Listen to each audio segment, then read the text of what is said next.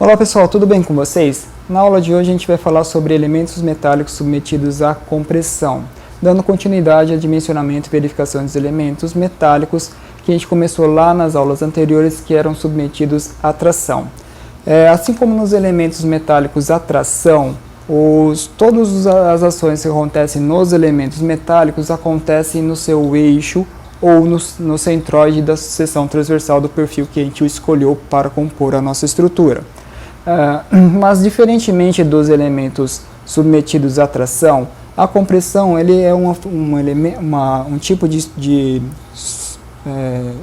esforço que desestabiliza o elemento estrutural. A gente já viu isso em outras aulas, que quando a gente submete um elemento sob compressão, ele tende a fazer com que o elemento saia do plano, mas isso só acontece se o elemento tiver uma esbeltez muito elevada. O que é a esbeltez? A esbeltez é a relação entre o comprimento e o raio de giração. O raio de giração está diretamente ligado com o momento de inércia. Tá? Então, se a gente olhar aqui, a gente sabe que o menor momento de inércia para essa seção, que é uma seção retangular, é nesse sentido. Ou seja, é muito mais fácil eu fazer a flexão nesse eixo, girando em torno do eixo de menor inércia, do que no outro eixo. Nesse outro eixo, dificilmente a gente vai conseguir flexionar ou então levar a flambagem, a menos que essa régua tivesse um comprimento muito elevado. Aí eu consigo flambar ela nesse outro sentido. Mas, voltando para o sentido de menor inércia, a esbeltez é dada então pelo comprimento dividido pelo raio de giração no seu eixo de menor inércia. Tá? Se por acaso eu diminuir o comprimento, entre as vinculações, a dificuldade passa a ser maior. Tá? Então eu vou diminuir a esbeltez e, portanto, a flambagem fica dificultada. Se eu for diminuindo ainda mais, a esbeltez ela diminui e a flambagem fica dificultada, passando a ter até mesmo a flambagem com uma certa plastificação do material. O que isso significa? Significa que o material passa a começar a entrar em ruína, não apenas pela flambagem, mas sim também pelo escoamento do material. Se eu diminuir ainda mais o comprimento de flambagem, o perfil passa a ser um perfil mais robusto, seria um perfil mais curto. Consequentemente, não há mais flambagem e aí o material pode vir à ruína por escoamento da seção transversal. Ok? Essa é a principal diferença com relação à tração. Na tração a gente já tinha visto que se a gente tracionasse, o elemento estrutural iria à ruína simplesmente ou pelo escoamento da seção bruta ou então pela ruptura do elemento de ligação. Ok? Nos perfis que a gente estudou lá atrás com relação à tração, a gente já tinha visto que existiam perfis do tipo cantoneira, perfis do tipo C, perfis do tipo U, perfis do tipo H, perfis do tipo cartola, perfil do tipo Z, entre outros. E esses elementos e esses perfis possuem elementos componentes, que são aqueles elementos que compõem a seção transversal. Vamos supor que este elemento aqui seja um elemento do perfil C. Desconsidera aqui as pontinhas, simplesmente para uma simplificação. Eu peguei um pedacinho de isopor somente para poder ilustrar a flambagem local. Eu já chego nessa parte. Então vamos imaginar que esse elemento aqui, tá? Ele teria, se eu fizer um corte, ele teria um perfil do tipo C, ok? Então esse perfil aqui, ele possui uma seção transversal que possui alguns elementos componentes, tá? E quais são esses elementos componentes que temos aqui? A gente tem aba ou mesa, a alma e a outra aba ou mesa. E esses elementos eles têm algumas classificações. Geralmente, ou melhor dizendo, esses elementos estão classificados também com relação à esbeltez. E nesse caso, quanto maior a quantidade de vinculação, menor será o efeito de flambagem no material. Então aqui nesse caso que a gente tem, nesse perfil C, a gente tem dois tipos de elemento componente. O elemento componente com uma vinculação só, ou seja, uma lateral dele está vinculada ou ancorada em outro elemento componente, então ele só tem uma vinculação, um lado vinculado. Então ele é do tipo AL. Ao contrário dele, a gente tem o elemento da alma. A alma ele tem dois lados vinculados. Então ele é um tipo de elemento com classificação do tipo AA, ok? E a gente está aqui, a gente dá para ver no nosso material que eu já disponibilizei para vocês, que é um elemento do tipo AA. E do tipo AL quando tem apenas uma borda vinculada. Como eu tinha dito, o elemento componente também é classificado com relação à sua esbeltez. E qual que é a esbeltez dele? A esbeltez dele nada mais é do que a largura do elemento componente dividido pela sua espessura. Tá? Quanto mais comprido for, ele vai ser mais esbelto.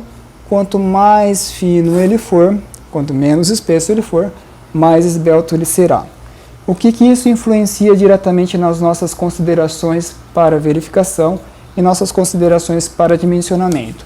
Significa o seguinte: quanto mais esbelto for esse elemento componente, mais fácil será a flambagem local. O que é flambagem local?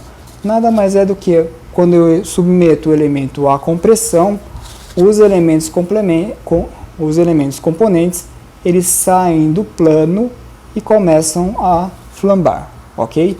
Essa daqui é uma flambagem local no caso das almas, ok? Pode acontecer também na alma, desde que ela seja esbelta. Nesse caso a gente quase não percebe a flambagem da alma.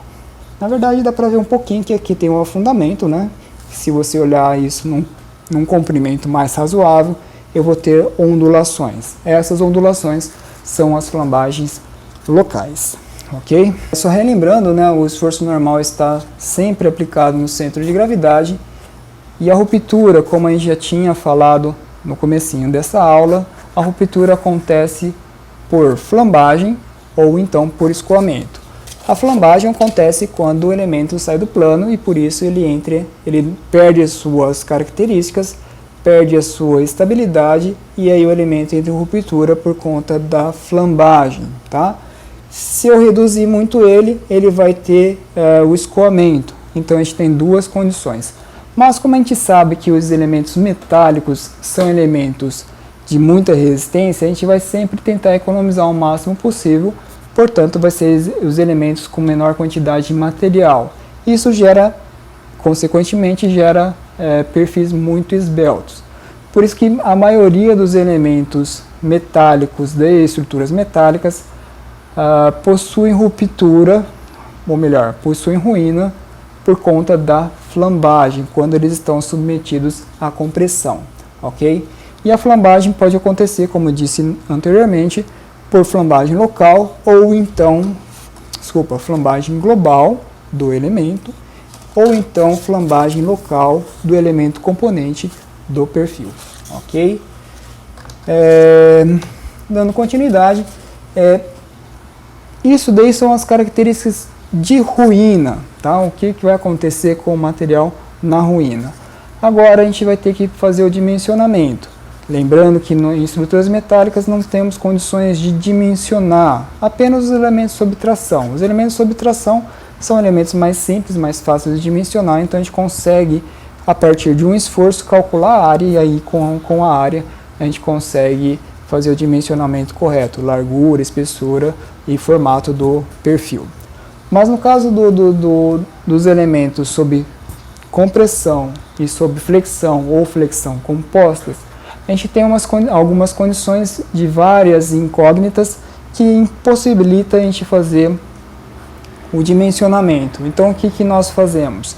A gente faz o pré-dimensionamento, escolhe um perfil e a partir desse perfil a gente então faz a verificação de segurança, que é basicamente verificar se o elemento possui resistência maior do que a solicitação de cálculo, ok?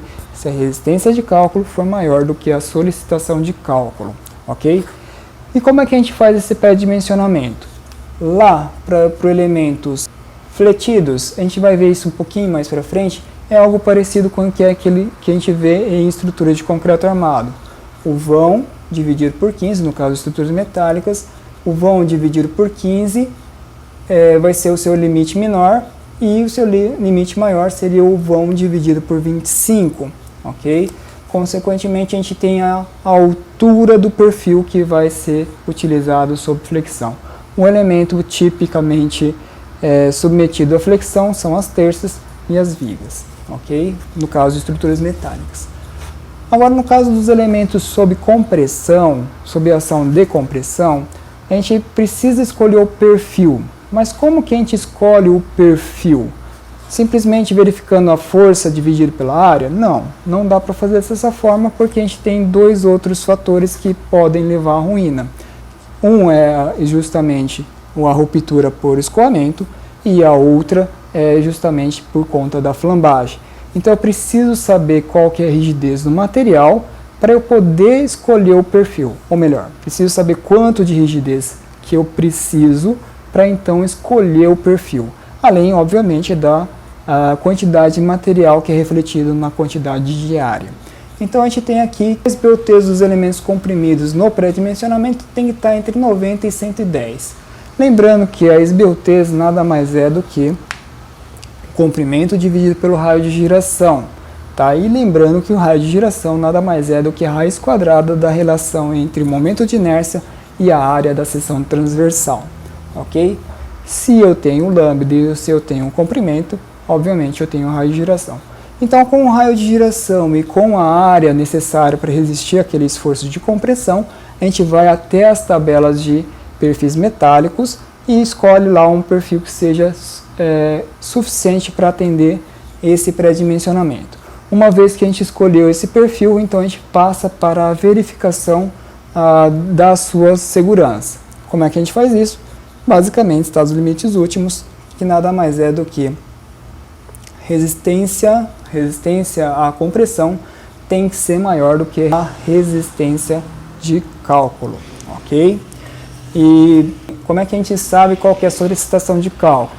Aquilo que a gente aprendeu no comecinho do semestre, que é as combinações de esforços e as envoltórias. As combinações de esforços e as envoltórias vão nos dar os limites máximos de tração que o elemento pode estar submetido e o seu limite inferior, que é o seu máximo de compressão, máximo positivo e máximo negativo, que é de compressão. Com base nesses dois valores, a gente faz a verificação dos elementos, ok? Por isso que às vezes a gente pega um elemento de uma treliça, que ora ele vai estar submetido à tração e ora ele vai estar submetido à compressão, justamente pela inversão dos esforços que acontece principalmente pela ação do vento. Mas isso a gente já tinha comentado anteriormente, ok? Bom, se a gente já sabe como se calcula a solicitação de cálculo, nos resta saber como calcula a resistência de cálculo, ok? Isso daqui eu vou deixar para um próximo videozinho que eu vou apresentar para vocês logo em seguida. Muito obrigado!